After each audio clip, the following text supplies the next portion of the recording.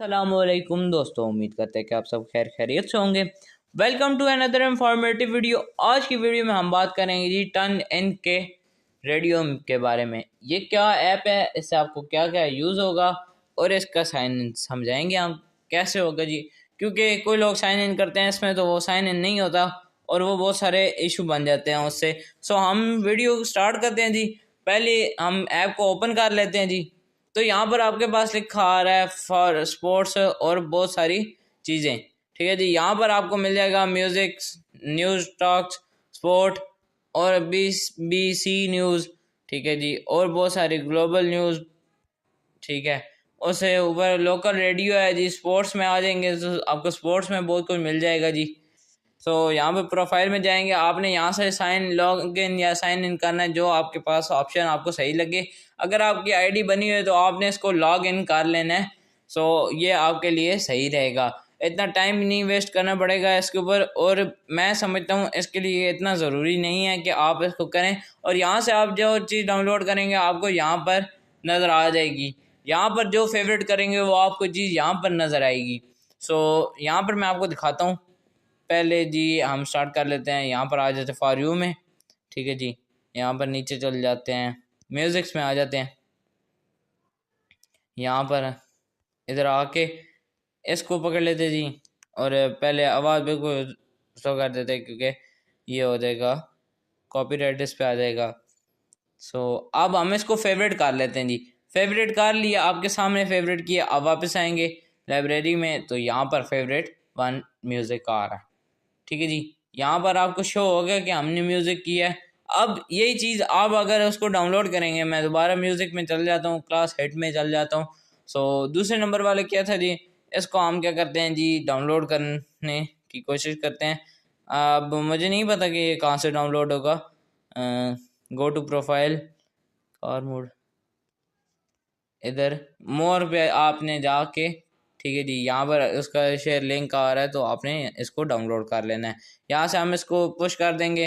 कोई लोग कहते हैं जी कि वीडियो चलती रहती है, गाने चलता रहता है पीछे और समझ नहीं आती बंद करने का, तो वो इधर नीचे ओपन रहता है। यहाँ पर जहाँ पे प्ले होगा, यहाँ पर बॉक्स बना होगा तो इसका मतलब वो आपकी वीडियो अभी तक प्ले चल रही है।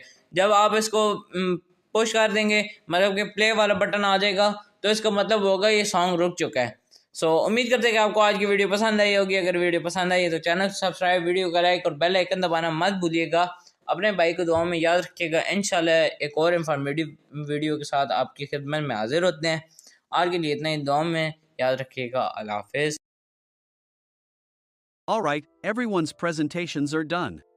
Nick, the manager, said as he tried to move the discussion forward.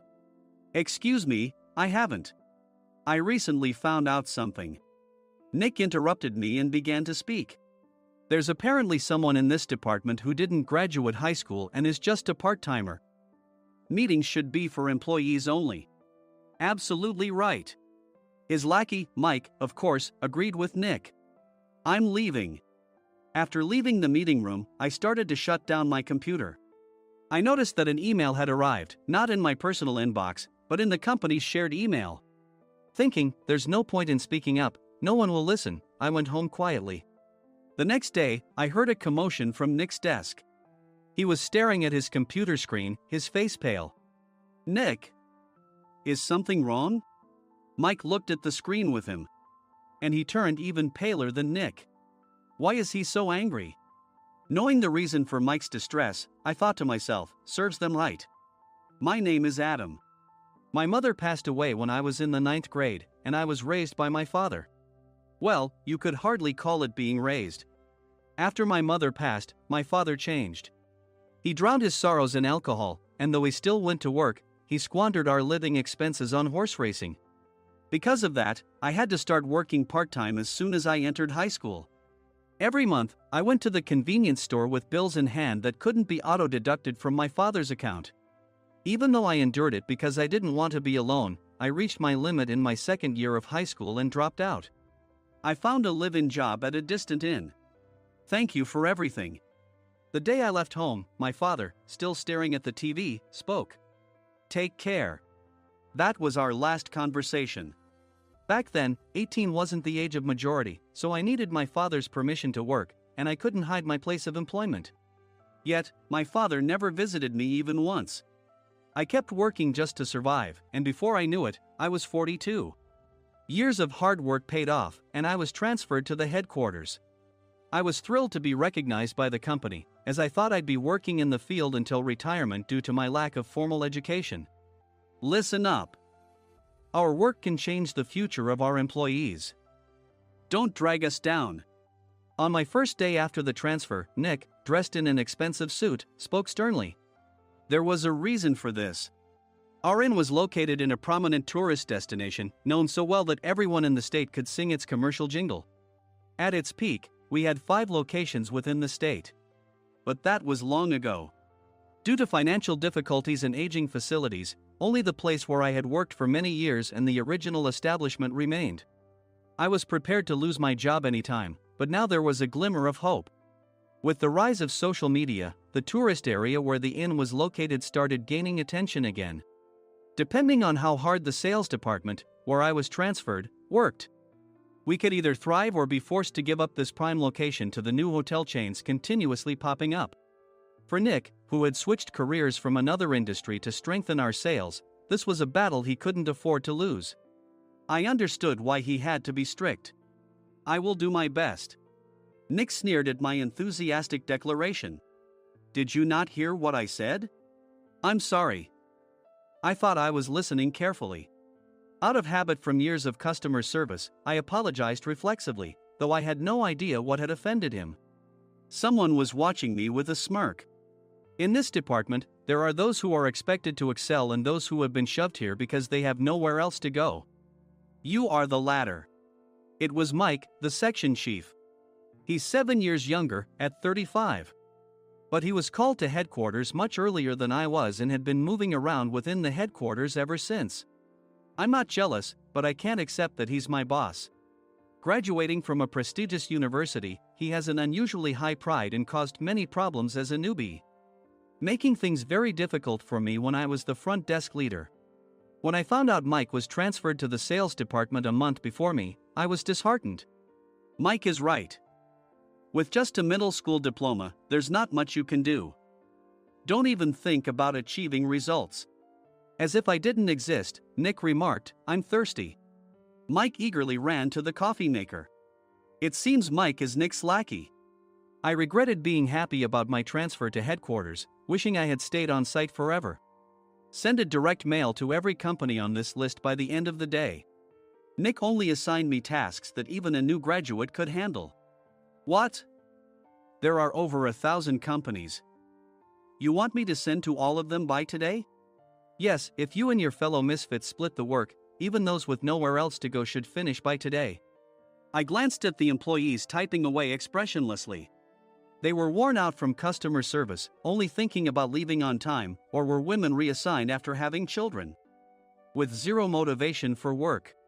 Even Sam, a new graduate from the same university as Mike, who was supposed to be among the expected achievers, had no enthusiasm for the job, having joined the company wanting to do customer service. I don't care what they say, I plan to quit anytime, he said. Only Nick and Mike were highly motivated, making all the decisions between the two of them. I originally only wanted to work at the inn to survive and had no particular attachment to this job. I swallowed my words, thinking I had no right to reprimand them. About a month after the transfer, Nick told us with a frustrated look. To commemorate the 50th anniversary, we've decided to create a plan exclusive for one group per day. Originally, Mike and I were supposed to come up with it, but our president, Mr. Thompson, insists on hearing everyone's opinions. So, you all get a chance. As Nick explained, Mike began handing out prints. Make sure not to embarrass Nick. If your ideas are half-baked, you'll have to redo them. It seemed that they had printed his handwritten notes by Mr. Thompson, which included several questions and a section for free responses. It made sense why Nick had to seek our input, given that all responses had to be submitted to Mr. Thompson. We were given a week to think about it, and a meeting was scheduled to compile our ideas. My plan is to let guests enjoy both the old and modern America. Nick began the presentations.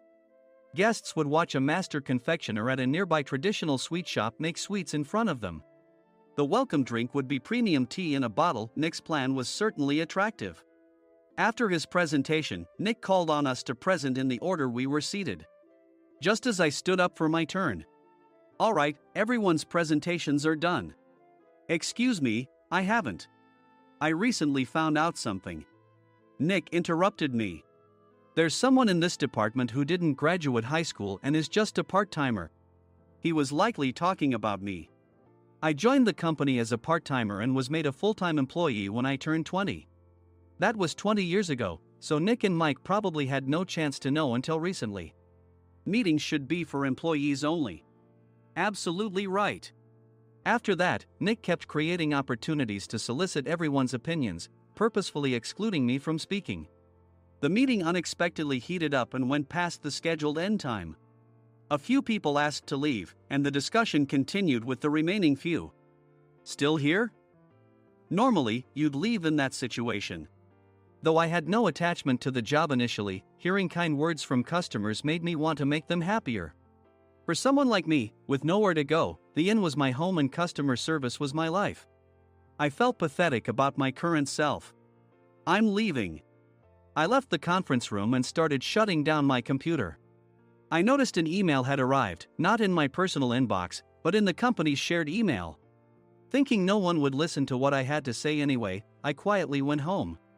The next day, while preparing the DM as instructed, I heard a commotion from Nick's desk. In his haste to stand up, he hit his knee on the desk. He stared at his computer screen, his face pale. "Nick! What's wrong?" Mike, thinking he should be the first to rush over, approached Nick while still wearing his coat. He peered at the screen with Nick. And he turned even paler than Nick. Why is he so angry? Who is responsible for this company? Nick, more irritated than ever, asked, and Mike answered without checking. "Probably Sam." Sam wasn't there because he was attending a morning training session for new hires. Nick gave up on getting angry and returned his gaze to the screen. They were looking at an email that arrived right after the end of the working day yesterday. Apparently, no one, including me, had checked it before leaving. The email was from a large company that used us for their annual employee trips. The president and executives of that company also frequently used our services personally. President of the company, Mr. Mason himself, had declared that neither he nor his company would ever use our services again. Well, some companies cancel their employee trips or stop using our services due to financial struggles. Let's just move on. Mike kept wiping the sweat from his forehead with a handkerchief. Knowing why Mike was so agitated, I quietly watched their interaction. "Do you know how much revenue we get from that company? We can find other guests to fill the rooms, but we'll lose the banquet costs, gift shop revenue, rental car fees, and more. Moreover, the gifts were supposed to be prepared by the traditional confectionery shop involved in Nick's proposed plan. If it's known that we incurred such a huge loss at this critical time, Nick's position in the company would be jeopardized." Nick took a deep breath, seemingly trying to calm himself. "All right, Mike. Go to New York right now and apologize to Mr. Mason." "What? You're coming with me, right? I have urgent work to do." "I trust you, which is why I'm entrusting this to you. Please." Mike, believing Nick's sincerity, agreed with a determined look on his face, saying, "Yes. That's Nick for you." Even if Mike went to apologize, Nick would shift all the blame onto him if the client didn't change their mind. Well, it was Mike's fault to begin with, so it served him right. About 3 hours later, Sam answered a call from somewhere and repeatedly apologized, saying, "I'm very sorry." Everyone watched to see what was happening. After ending the call, he informed Nick with a weary tone. When Mike arrived at the client's company, he only made things worse, further infuriating Mr. Mason. He was demanding, "Get his boss here immediately." It was no wonder Sam was exhausted, dealing with such a call right after returning from training. "What is that idiot doing?" "All right, Adam, you're coming with me. If sacrificing Mike didn't work, then I must be next." Normally, I'd want to refuse at all costs, but I saw an opportunity in this situation. "If I can be of assistance, I'd be happy to join you." I immediately followed Nick, and we flew to New York. When we introduced ourselves at the reception, it became clear how serious the situation was. as the receptionist personally escorted us to the president's office. Angry voices leaked through the door, making both Nick and me uneasy. "Excuse me. I'm Nick, the supervisor. I understand my subordinate has caused you trouble, and I deeply apologize." Nick, with his experience in the corporate world, knew enough to offer an apology before excuses. However, his customer service skills left much to be desired. I sighed as I saw Mike trembling like a small dog in the corner of the room. "What kind of training are you giving your subordinates?" Mr. Mason glared at Nick with a red face. The intensity of his gaze made even Nick take a step back. Regrettably, I joined this company only 2 years ago and was unaware of Mike's issues. I should have identified his shortcomings sooner. Indeed, I should have realized sooner. No sensible person would come to apologize and then give a lengthy presentation on the drawbacks of not using their in. Nick froze, his mouth slightly open. Suspecting the worst, I picked up the documents that had fallen to the floor. It seemed Mike hastily prepared these documents on the plane, listing the disadvantages. Disadvantage 1: if you change the venue for the company trip, employees might suspect it's for cost-cutting reasons, leading to a negative impression. Reading it aloud half-jokingly, Nick snatched the papers from my hand and checked the contents with a furious expression. Among the stack of documents was a receipt from a nearby convenience store's copy machine. I felt a pang of dread, hoping he hadn't shown the receipt as well. What do you think he said when I asked what kind of nerve he had to do this? I'm very sorry." Faced with the dire situation, Nick must have thought there was nothing left to do but apologize. In a voice smaller than I'd ever heard from him, he uttered words of apology. He said, "I'm a Harvard graduate. I don't believe I said anything wrong." "Mike, what have you done?" Forgetting his plan to pin the blame on Mike, Nick yelled loudly, even in front of Mr. Mason. "I didn't do anything wrong." "You're still saying that? Look at him." Mike pointed at me with a shaking hand. "I was assigned to headquarters in my 20s and now I'm a section chief. This guy only made it to headquarters at 42. Everything I've done proves I was right. So why are we losing the contract?" Having said his piece, Mike collapsed to the floor. "Of course. You were sent there because you had nowhere else to go." Mike never expected to hear such words from someone he looked down upon. He lunged at me, and Nick hurriedly stepped in to stop him. "Mr. Thompson told me Mike is a quick thinker, and to take good care of him." There's no way he was pushed aside. "Don't make things worse here." "He didn't say quick thinker, he said only quick-witted, didn't he?" I don't remember that part." I recalled the many troubles Mike caused when he was a newbie. When Mike was on the front line, his pride was so high that he never apologized to customers. Customer service, especially in our job, doesn't work alone. It brings both good and bad situations. If the front staff or housekeepers made mistakes, or the cleaning company didn't properly clean a room, one had to apologize to the customers regardless of personal fault. Mike, in such situations, would never apologize, insisting he wasn't at fault. This often angered customers, and as the front desk leader, I frequently had to apologize on his behalf. He caused complaints and disrupted operations, which is why he was quickly moved to headquarters. In departments where he didn't interact directly with customers, his quick thinking was beneficial and things went well. But it seemed his flaws were starting to show. Corporate reservations are supposed to be entered into the system by the sales representative. But a quick check yesterday revealed that more than 10 items were missing from the client's reservation.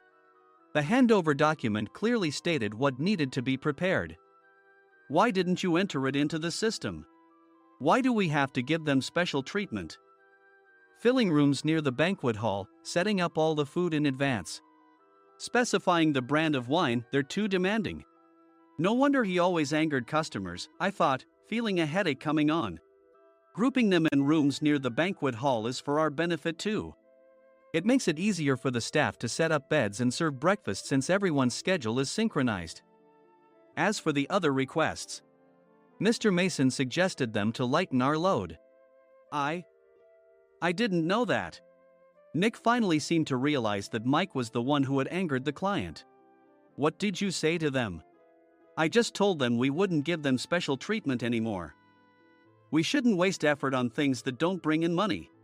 I was utterly exasperated at his lack of understanding of customer service. Of course, we shouldn't comply with unreasonable demands. But carrying over successful practices from past stays makes customers feel remembered and enhances their experience. Good memories encourage repeat visits. That's part of our job. I looked down at Mike, who was sitting on the floor. In our job, nothing is a waste. Mr. Thompson likely moved you to the sales department, hoping you'd finally understand this. How do you think he feels now that you've failed to meet his expectations? Mike, tears in his eyes, fled the president's office. I was amazed he still hadn't apologized. You have it tough, Adam. It's okay, we're all employees of the same company. I deeply apologize for this disrespectful incident. Especially after all the care you've shown us. If it weren't for you, Adam, I really would have stopped staying here. When I heard you were moving to the sales department, I was willing to reconsider if you handled it. Seeing us talk so amicably, Nick's face contorted. Do you two know each other? Adam's service is excellent. I always requested him specifically. Normally, we don't accept specific staff requests, but we made an exception for Mr. Mason, adjusting my shifts accordingly. He had personally stayed at our hotel just before my transfer, and during casual conversation, I mentioned, I'm moving to the sales department soon. If I hadn't told him then, things could have been much worse. Please continue to take care of us. I look forward to it. On the return flight, Nick awkwardly offered me a can of beer. It's still working hours. Of course, I had no intention of forgiving him for a single beer. Nick might try to pin everything on Mike and avoid any consequences. While pondering this, a startling fact came to light. Nick, the tea bottles for the plan have arrived. I handed Nick a bottle labeled with our inn's name. They look good. What are you talking about? These are plastic bottles. I had assumed we would use the trendy, high-end bottling tea. But what arrived were ordinary plastic bottles of tea with customized labels. The only unique aspect was the label, which had the inn's name, making it look customized. Upon further investigation, I discovered that a substantial amount of money was set to be paid to the tea company. It was priced like bottling tea. Does this plastic bottle really cost $100 each? The tea inside is specially blended for us. The extra cost is for that. Wouldn't it be better to use another tea company? Or is there a specific reason we must use this one? As Nick continued to make excuses, I showed him a printed email. I informed the tea company's president, Mr. Mitchell, that we discovered irregular payments and he confessed. He said you two were high school classmates and planned to split the extra money. That idiot. Why did he confess? That's not important. You should worry about yourself, this could turn into a police matter. Opening the bottle cap, I suggested. How about calming down with this tea? It supposedly has a relaxing effect. Nick drank the tea frantically. In the following days, decisions were made about their fates. Mike was reassigned to the General Affairs Department, with no chance of transfer or promotion, as per Mr. Thompson's orders. As for Nick, since the payment to the tea company hadn't yet been made, he narrowly avoided legal trouble. Instead, he was encouraged to leave the company, and to avoid further complications, Nick submitted his resignation. Rumor has it that connections between HR departments have made it difficult for him to find new employment. Even though it was good to have those two gone, something unexpected happened in the sales department. Everyone became motivated and united in refining the 50th anniversary plan. In the end, my plan was adopted. We collaborated with the Tourist Information Center to provide personalized guides. The plan, tailored to the number of guests, was truly special for the 50th anniversary. Hey, is Adam's family coming to stay? I immediately booked that special plan for my family. Sam noticed it on the reservation list and quickly picked up on it. Yes, I'm inviting my father. That's great. I might invite my parents too. I lacked the courage to face my father just as Adam. But here, with the confidence Mr. Mason praised, I felt ready. The 50th anniversary plan was a perfect opportunity to reconnect with my father. I hoped to bring back the days when we could laugh together as we once did.